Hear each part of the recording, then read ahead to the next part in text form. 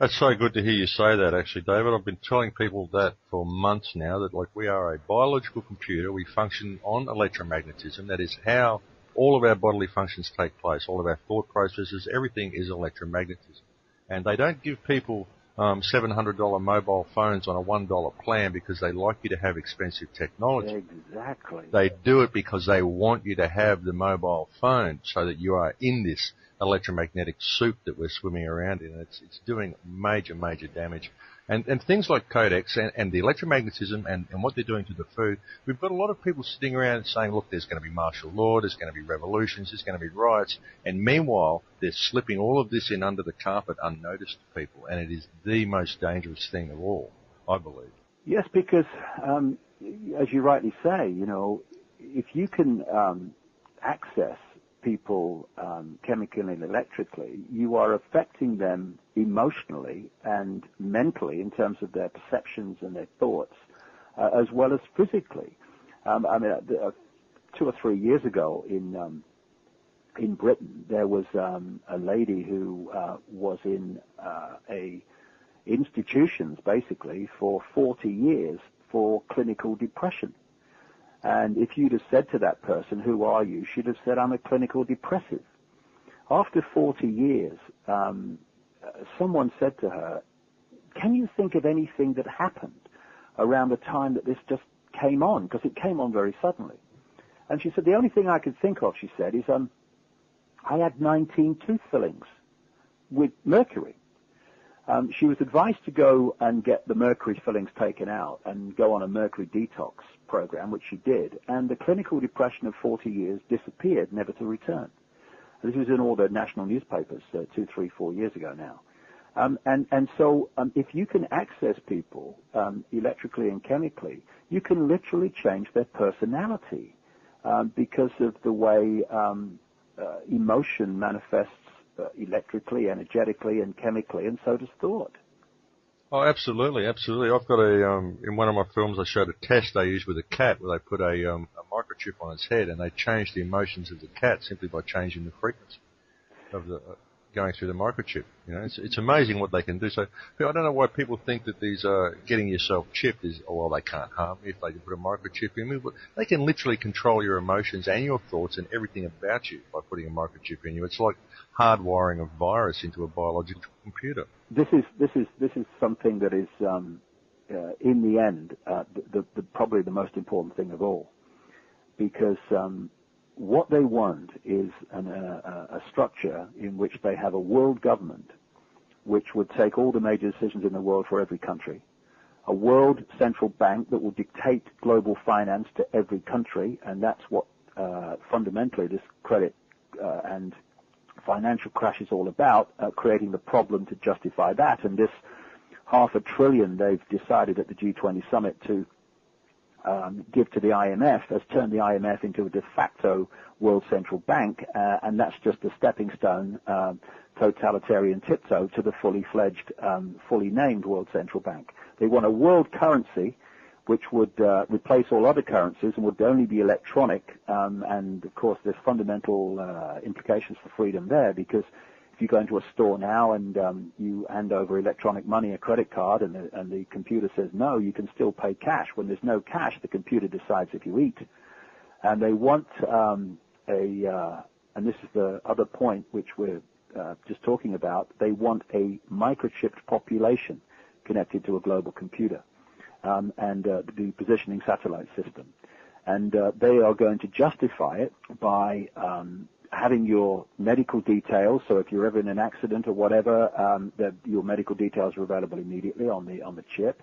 And by overcoming credit card fraud, by having the chip under your skin and all your financial details on that, so you'll pay with the chip as you go into a supermarket and all the rest of it. This is to connect with the electronic global currency. And also, they'll justify it with the old, constantly recurring justification of fighting terrorism. But the real reason, as you quite rightly point out, is to access the biological body computer and control it electrically, chemically, and therefore its thoughts and its emotional state. And also, by the way, the other in that list, they want a world army. And what they want to do is to merge the United Nations peacekeeping operation with NATO to become the world army. And I wrote in a book 15, 16 years ago, watch for the excuses being made for NATO to start operating outside the North Atlantic treaty area. And that's what they're doing, of course, now with them in Afghanistan, and they're talking about them going elsewhere. So the agenda is there to be seen, and it's there to be researched, and the evidence is there to show that that's been planned a long, long time. In fact, I was in America, as I said, a few weeks ago, and I came across this lady who told me that in 1970, she was living in Florida, and she was a customer of a branch of the Bank of America. And the bank started insisting that she put her, and I suppose other people put their thumbprint on checks when they signed them. And she was outraged, 1970, cracky, what about now? She was outraged at, this attack on civil liberties and privacy and etc. And she caused a bit of a fuss, and the bank manager called her in, and her husband. And he said, I want to explain something to you. And she said what he told her was that there was going to be an explosion of credit cards, electronic money, that there was going to be cameras in the streets all over the cities and the towns, and that they were moving towards a time when there would be an electronic tag under the skin that would have all the finance on it. This is 1970. And the point of him telling her was, he said to her, so compared with what's coming, putting your thumbprint on a check's not a very big deal, is it? And this lady said, me and my husband have been ticking off what he said was going to happen decade after decade, right up to the present day as it's unfolding. This has been planned a very, very long time, and this is why it's coming in so smoothly, if you like, so in such a coordinated way. For people who haven't come across this, how do they do that? How do they coordinate this global situation? What they've created is a secret society version of a transnational corporation. The headquarters, which dictates the policy for the whole corporation, if you like, is in Europe for historical reasons. In each country, Australia, New Zealand, America, wherever, there is a subsidiary network of this global secret society web. And that subsidiary network in the individual countries, their job is to control that country's government, the political parties who have any chance of forming governments, all of them, the media at ownership level, the corporations, and anything that is the law enforcement, the military, and all these different elements of the establishment. And their job is to control those. And each subsidiary network in each country is doing the same.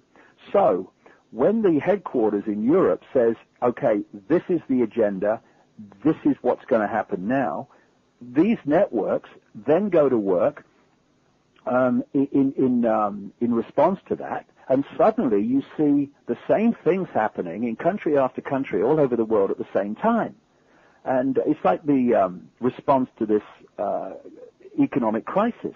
It's been a pretty much unified response. I mean, you have the manufactured divisions to give the idea that it's not coordinated. Oh, well, I don't agree with that and I don't agree with that. But in the end, it happens anyway. And what the agenda of this economic crisis is one, stage one, crash the world economy. Done. Stage two, get the governments to throw cuckoo land amounts of money at the banking system overwhelmingly, not to help people out, which would be much more effective, but throw it at the banking system. And that's designed symbolically to empty the guns of all the governments in terms of having any response to this crash. Stage three, crash the economy in an even bigger way than stage one, at which point the governments are spent in terms of their ability to react. And that's when we're going to start seeing the de facto world central bank, the IMF now, being replaced by a fully fledged world central bank, and this global economic architecture that people like Gordon Brown in Britain are talking about as the response, the solution to the problem of a catastrophic global economic collapse, which is engineered from start to finish. Did not have to happen.